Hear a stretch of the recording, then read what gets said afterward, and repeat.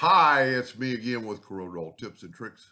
This video is very elementary, and I'm not making fun of the person who sent me this file, but they're trying to make a shape like this. So they're telling me how they're doing it, and they're taking a 2-point line and going from there to there and there to there, and then they're taking the virtual segment delete key and deleting all these lines, and they get that shape. Well, there's a lot easier way to do that. Let's just use their 3 circles. So we have a 4-inch circle and an 8-inch circle. So what I'm going to do is I'm going to select these, and I've got 4 by 20.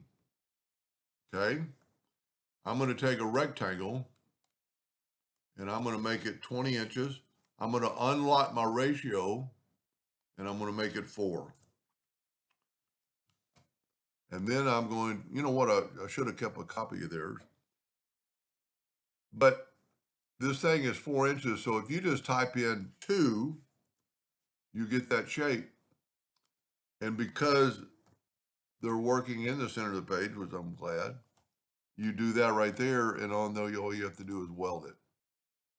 And you could make it any size you wanted. And, there's still a lot more you could do with this, make it like this and rotate it 90 degrees and, weld it again and get that shape. Anyway, a little elementary, but everybody has to start somewhere. Thank you for watching.